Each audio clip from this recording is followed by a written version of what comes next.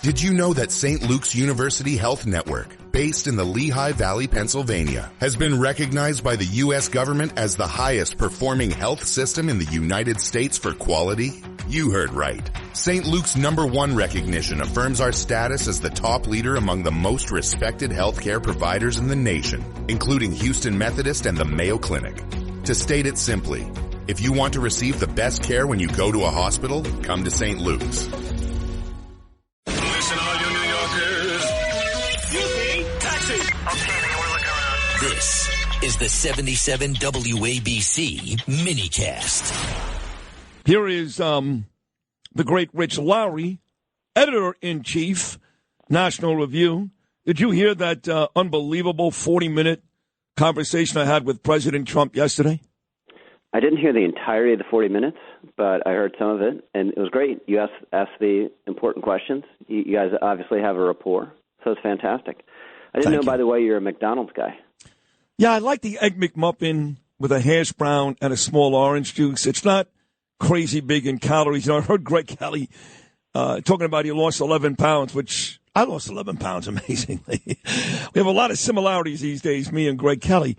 So I'm kind of watching what I'm eating. No late carbs, very few desserts, if any at all. But I will still every now and then cheat with an Egg McMuffin, hash brown, and small orange juice. And Rappaport knows it. We used to do videos way back when, Rich, when Bernie was still alive. And they would catch me eating my McDonald's and then put it on Instagram. Then we reached out to McDonald's and said, hey, how about advertising on Sid's show? He loves it. And they hate me, so they didn't do it. Well, I think an underappreciated McDonald's breakfast offering is pancakes.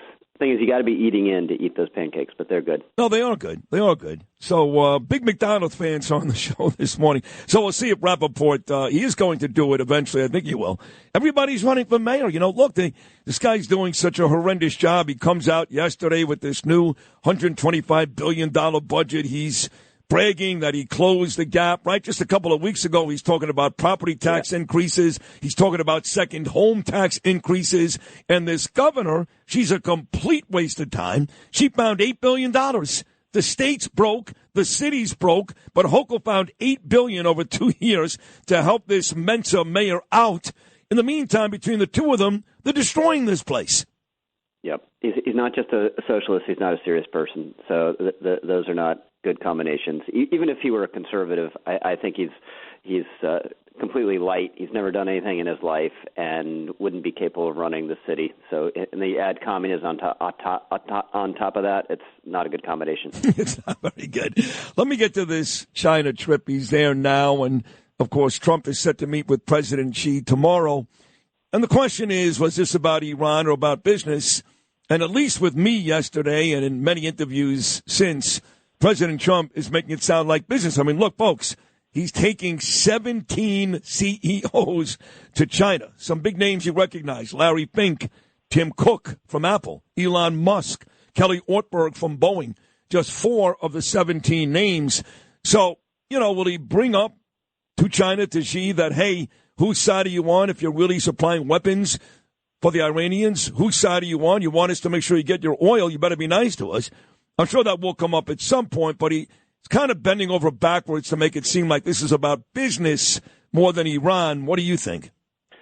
I think we've talked about this before. He's like a governor. You know, governors travel the world trying to get business for their state. That's how he thinks about the United States of America. So I do think business is foremost on his mind. He is going to bring up the Strait of Hormuz and all these strategic matters, of course. But I think that the downside here is potentially China promises, as I have before, you know, we're going to invest, we're going to buy your soybeans like you've never seen before, you know, flashes big numbers up there, and then get some sort of concessions on Taiwan or something like that. That's what I think we have to avoid. I'm not sure there's much upside from the summit except for maybe some good feelings. So, you know, that's worth having because we need to replenish and rebuild before we're involved in any confrontation with China, God forbid. And they have a lot of cards. We also need to develop our rare earths and whatnot to eliminate their leverage. So I get sort of what Trump is doing. He's been relatively soft on China compared to the way he was first term.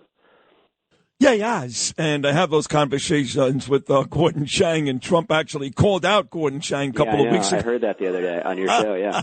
I know. And then Gordon was critical again a couple of days ago. He goes, see, this is why President Trump yells at you. But it's true. He was all over Xi the first time around. But, right now he's got to deal with Iran, even though, again, China is a major player on the other team in this conflict. But here he goes to China. Iran is still out there, right? I mean, there's no ending yet. The ceasefire, I guess, is in place. It's the only ceasefire ever where both sides are allowed to bomb each other. Yeah, the shooting ceasefire. Right. They're the greatest. Right. They're the greatest kind. Fantastic. I think we're stuck, unless we can take the strait back by force, which I think we can in theory, but I think would be risky and protracted, and Trump obviously doesn't have an appetite for it. You're stuck in a stalemate. I think eventually we'll get a deal. I don't think it'll be a great deal, but if you layer a not great deal on top of the destruction we've wrought on their military and their economy, you've set them back years, and I think that is a net benefit to our national security. But for the moment, we're stuck, and I don't think Trump wants $5 gas. No. After Labor Day. No, you can't even wait till Labor Day because that'll hurt us come November. At least I believe that. So depending on who you talk to, this is Rich Lowry, the great editor-in-chief of how's the name of your magazine again? God damn it! Review. That's you didn't right. Get it together. Said I have an invitation in your text for lunch today, and I didn't get a reply. Maybe it's you're watching your calories. Hold on a second. No, I'm always up for a free lunch. Let me see something here. What time was this yesterday? I don't know. I was looking back. Oh, here it is. 5:42 p.m. Hey Sid, are you free for lunch tomorrow? If not, I'll try you again soon. Son of a bitch. I'm not free today, but I do want to go. But I do want to go. Are we going to do Kalari? Yeah, we'll settle on a date. Are you in the city every day now? I'm going in the city more, so we have Why? lots of options. Why are you coming here now? Now it's the worst time to come into this. I know. I have a home office that's being blown up, so I got to work somewhere, and it's in New York City. Well, thank you. I'd love to go to lunch with you. The last time we had such a great time. Let's do it. Yeah, let me know when you're free. We'll make it work. Any day next week. Pick one day next week. Text me after this great appearance, and we'll do it. I'll do it. Thank you for that. That's very sweet. But I was about to tell you that, depending on who you talk to, there's 3 different angles that people are talking about when it comes to Iran, 3 different issues they're worried about. One is regime change. So I had a conversation with Morton Klein. He runs ZOA, that Zionist Organization of America, Rich. And he wants regime change. He's worried that, if these creeps are still in charge, even if it's the 5th or 6th layer, that they will do whatever they can to rebuild Iran and the terror proxies, and Israel will be in trouble again. Then you get, of course, the Strait of Hormuz people who are worried about oil and gas prices. Right, that's a big one. I think you'd agree. And then you get the nuclear weapon people. Depending on who you talk to, there are people who view this differently as to what's most important. You do realize this is not a one-issue conflict.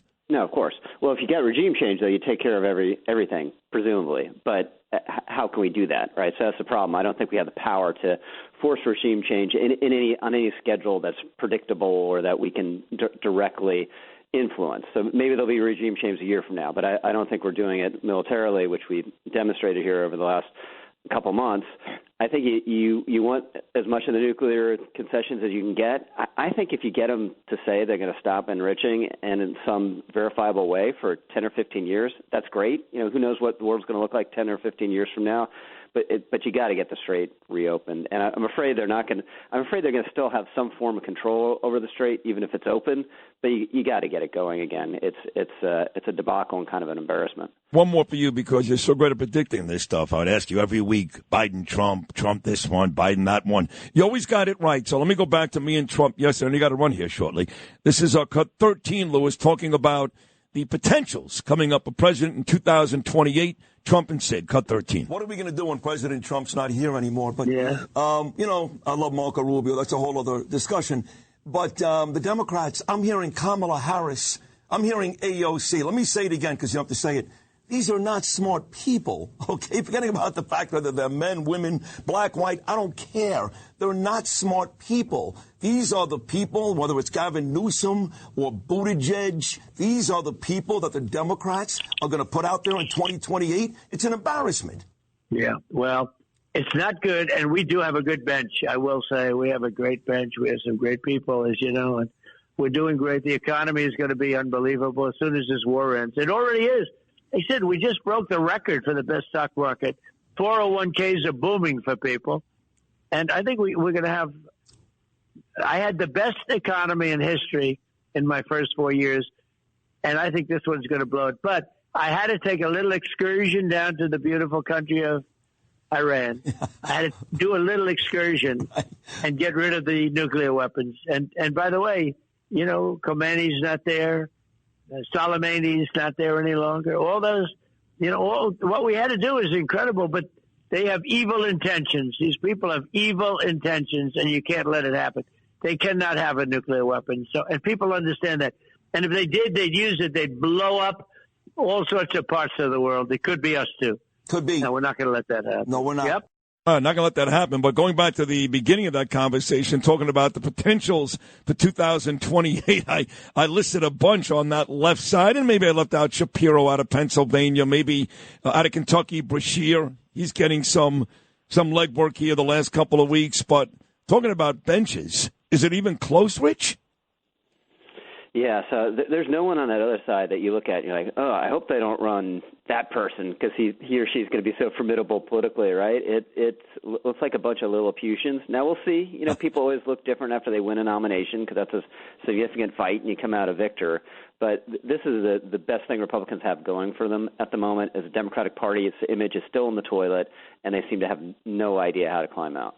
77 WABC and Bergen Newbridge Medical Center honor the life of legendary broadcaster and our friend, Ernie Anastas. Hi, it's Ernie Anastas. You know, your thoughts can affect how you feel. Bergen Newbridge Medical Center is the largest hospital in New Jersey, providing comprehensive, equitable, compassionate, and high-quality emergency inpatient and outpatient medical care, plus mental health services and substance use disorder treatment. The Bergen Newbridge team can address your total health needs in one convenient location. Call 201-225-7130